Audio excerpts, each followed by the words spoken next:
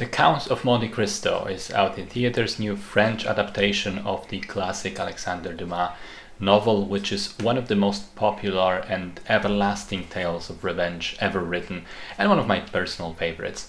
It's, I think, the fifth or even sixth theatrical adaptation of the novel. This one stars Pierre Niney in the titular role and is a proper 3-hour epic. The story, I think we all know, but the basic setup is that a young sailor, Edmond Dantes, gets unjustly thrown in jail as a result of a conspiracy to cover up and take a fall for someone else. Imprisoned and left to die on a prison island, he escapes after many years and uncovers a great piece of treasure revealed to him by an also imprisoned priest, gets the money, establishes himself as the Count of Monte-Cristo, and slowly plans his elaborate revenge on all of the people who wronged him. So I think this is actually a very good movie, even though it's an imperfect adaptation. There are things changed, omitted, modified, even made up in the movie compared to the book.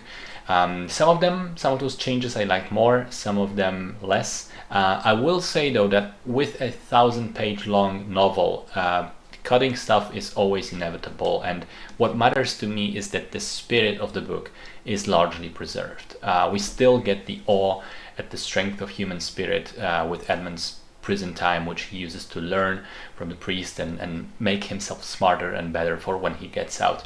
We still get the antagonist's point of view in many of the scenes where they are introduced to the Count, and the thought process of who the fuck is this guy? How is he so obscenely rich and powerful? How is he so cool? How can we befriend him and use him for our own goals?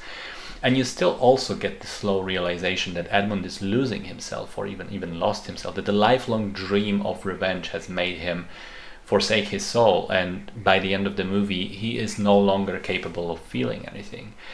I do think that the book ending was still slightly stronger, especially the stuff that happened with Heidi and the ultimate fates of Fernand and Villefort. But unlike the previous 2002 adaptation, it doesn't completely fuck up the ending by rekindling his relationship with Mercedes, so I'm happy they got that right. I think it has a great atmosphere of a costume epic. It's adventurous and thrilling, looks great, production design is spectacular with the clothes, locations, props. I love the makeup and prosthetics, which is heavily utilized with Edmund, using multiple disguises as the Count. I thought it all looked brilliant. And Pierre Niney is fantastic in the lead role. He's very convincing across the entire emotional spectrum, equally believable as the early Edmund, who is hopeful, happy and kind, and the later version, the Count of Monte-Cristo, ruthless, cold, calculating.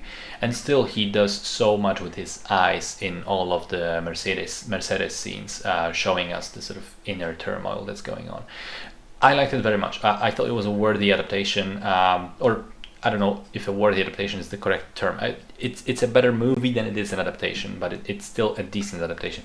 I would still recommend everyone to read the book first, at least once in their lifetimes, because it is timeless, and especially for how long ago it was written, it's a surprisingly easy and pleasant read, very engaging. But the movie does a good job of translating the themes of the book onto the big screen.